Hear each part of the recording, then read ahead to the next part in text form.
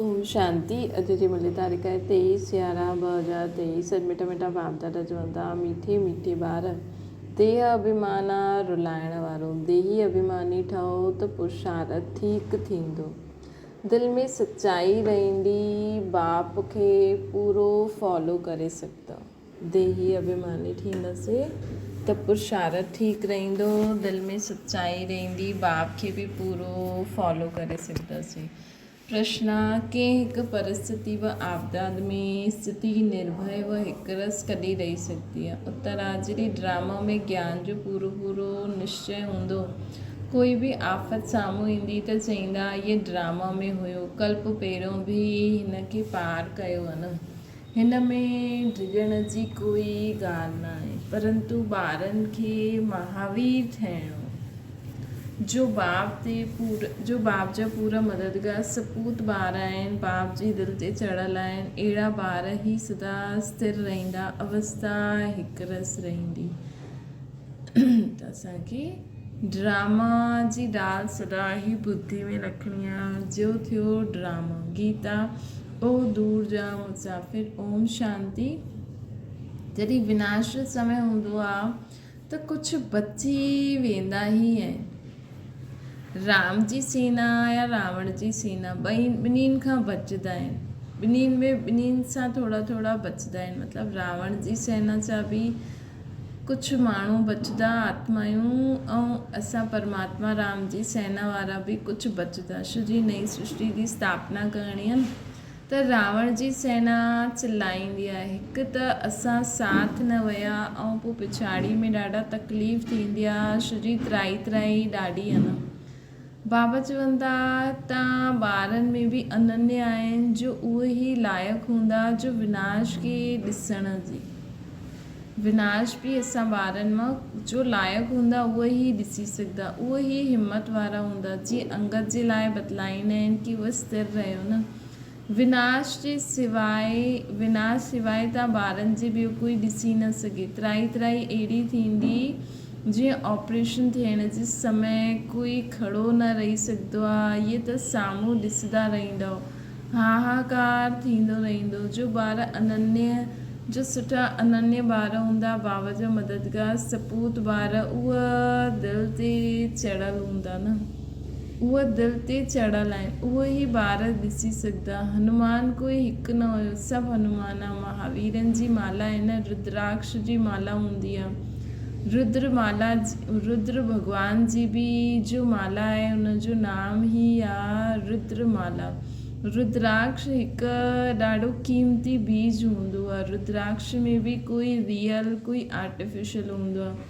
उहा ई माला 100 रुपए जी बि मिलंदी आहे, उहा ई माला 2 रुपए में बि मिलंदी आहे।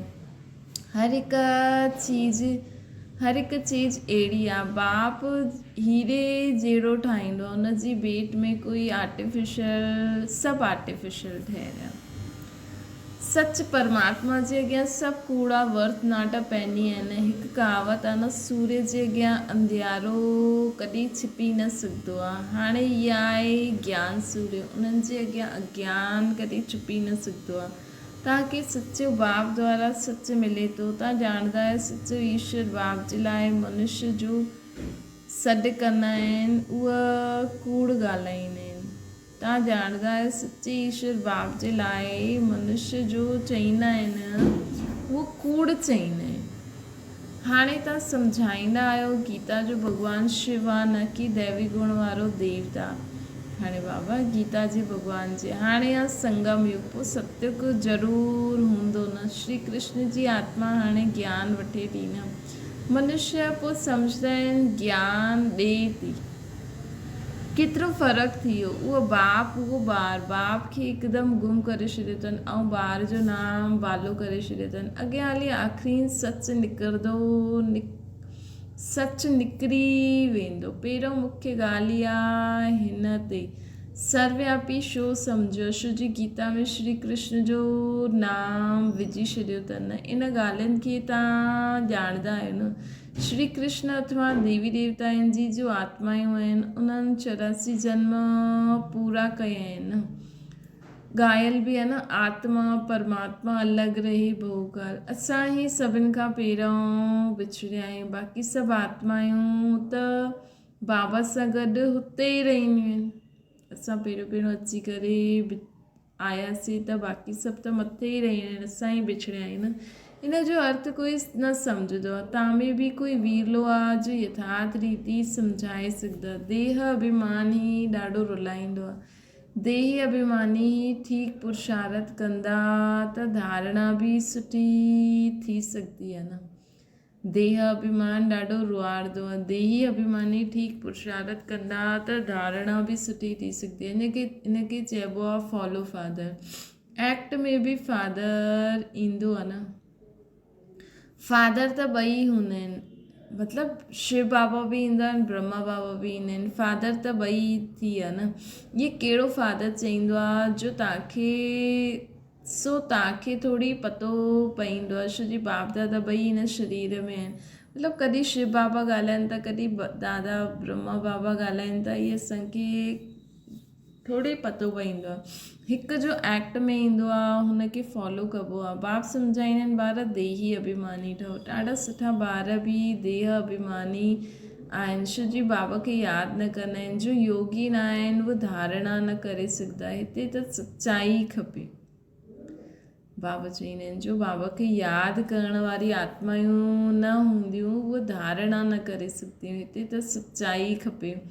फॉलो फादर करिणो खपे न। जो ॿुधंदा आहियो उहो धारण करे सम्झाईंदा रहो। त बाबा जे ज्ञान में स्वच्छता, सच्चाई, सफ़ाई खपे। पूरो आत्मा जी पूरो फॉलो करिणो खपे। जो ॿुधंदा आहियो उहो धारण करे सम्झाईंदा रहो। निर्भर रहणो आहे। ड्रामा ते बीठल रहो। कोई बि आफ़त ईंदी रहंदी आहे त सम्झंदा आहियूं ड्रामा में आहे। तकलीफ़ पास त कई आहे न। तव्हां सभु महावीर आहियो न, तव्हांजो नाम वालो आहे। 8 ॾाढा सुठा महावीर आहिनि।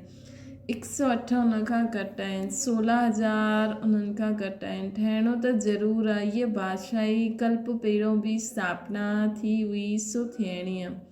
ॾाढो संशय में अची करे छॾे बि ॾींदा आहिनि। निश्चय हुजे त अहिड़े बाप खे फारकती थोरी ॾेई सघंदा। जोर सां जोर करे करे ज्ञान अमृत पीआरबो आहे त बि पींदा न आहिनि। जीअं नंढो ॿारु हूंदो आहे न, बाप ज्ञान दूध पिलाईंदो आहे त बि पींदा न आहिनि। हिकदमि मुंहुं फेरे थींदा आहिनि त बिल्कुलु निकम्मा थी वेंदा आहिनि।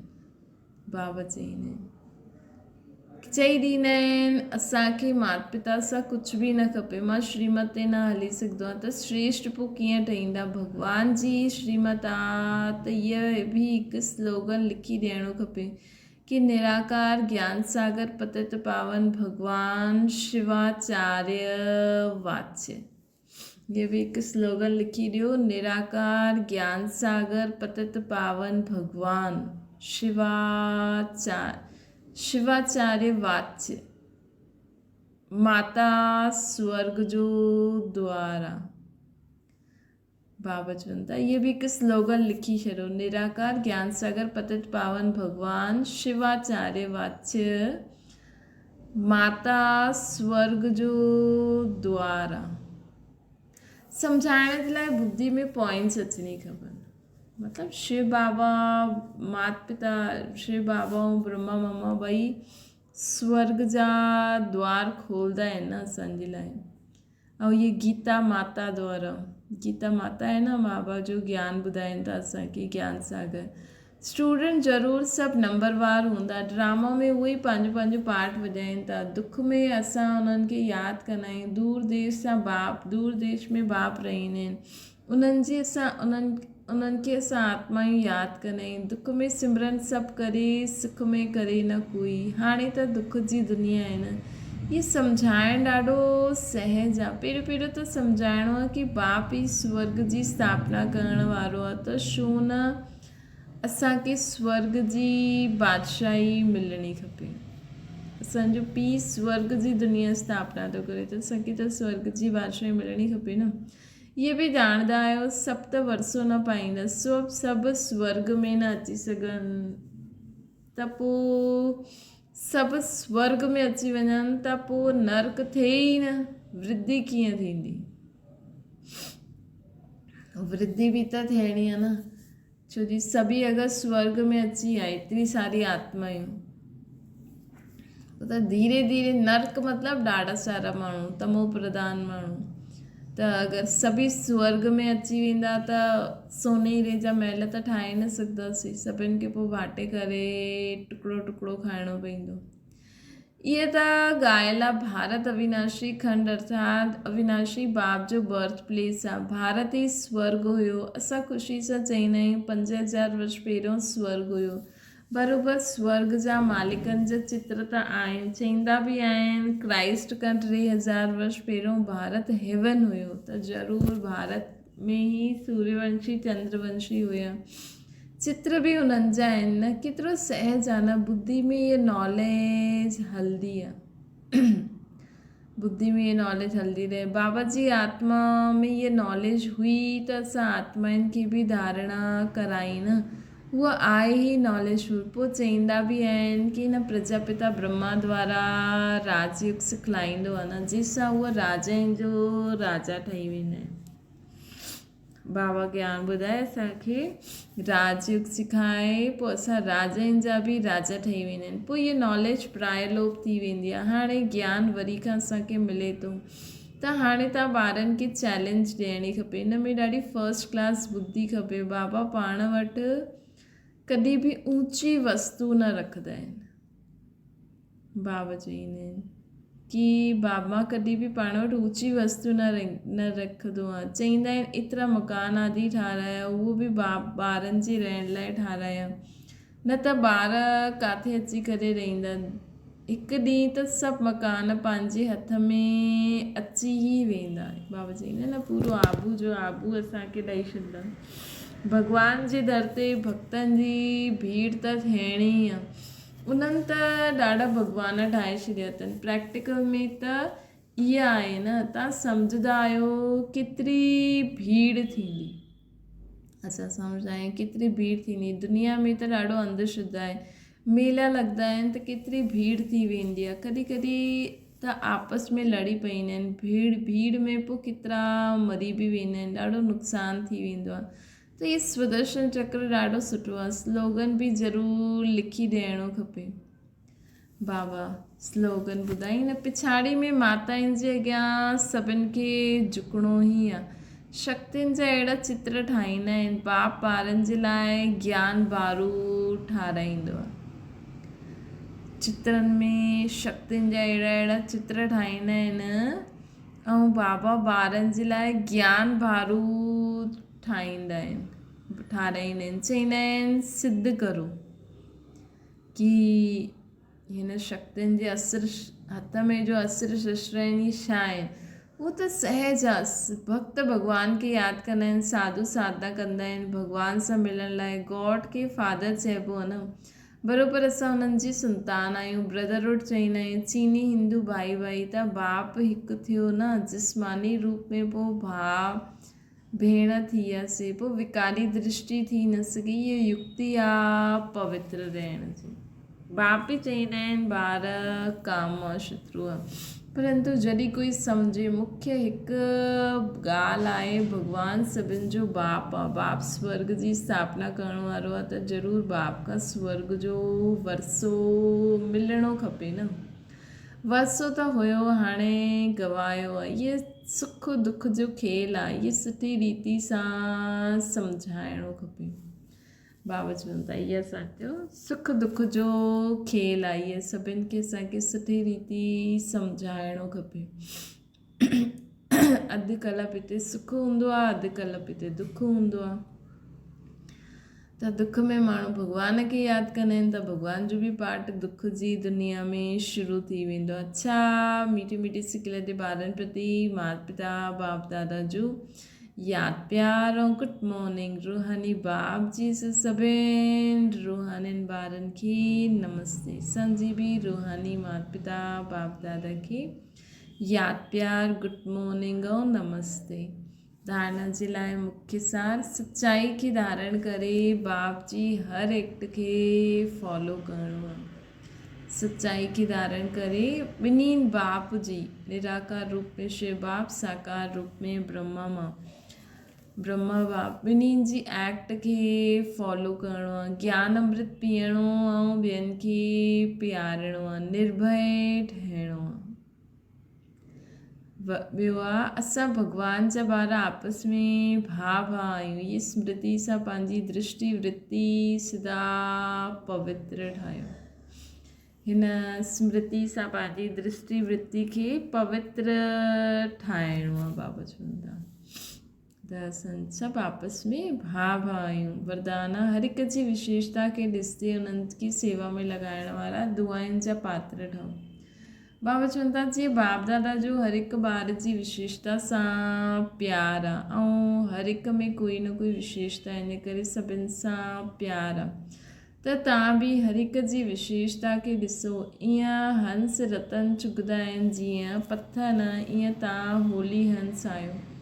तव्हांजो कमु आहे हर हिक जी विशेषता खे ॾिसणु, उन्हनि जी विशेषता खे सेवा में लॻाइणु, उन्हनि खे विशेषता जे उमंग में लाहे करे उन्हनि द्वारा उन्हनि जी विशेषता सेवा में लॻायो त उन्हनि जी दुआयूं असांखे मिलंदियूं ऐं उहा जो सेवा कंदा उनखे उनजो शेयर बि असांखे मिली वेंदो। स्लोगन आहे बाप दादा सां गॾु अहिड़ो कंबाइंड रहो जो तव्हां द्वारा ॿियनि खे बि बाप जी यादि अची वञे। मातेश्वरी जी जा महावाक्य तमोगुणी माया जो विस्तार, सतोगुणी रजोगुणी तमोगुणी, इहे टे शब्द चईंदा आहिनि। हिन जी यथार्थ हिननि खे सम्झणो ज़रूरी आहे। मनुष्य सम्झंदा आहिनि इहे टे गुण इकट्ठा हलंदा रहंदा आहिनि, परंतु विवेक छा चईंदो आहे, छा इहा टई गुण इकट्ठा हलंदा आहिनि?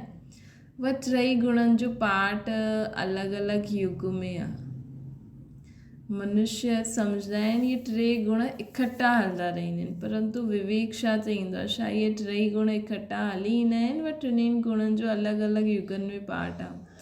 विवेक त ईअं ई चईंदो आहे कि टे गुण इकट्ठा न हलंदा आहिनि। जॾहिं सतयुग आहे त सतोगुणी, द्वापर आहे त रजोगुणी, कलयुग आहे त तमोगुणी, सतो आहे त तमो रजो न आहे।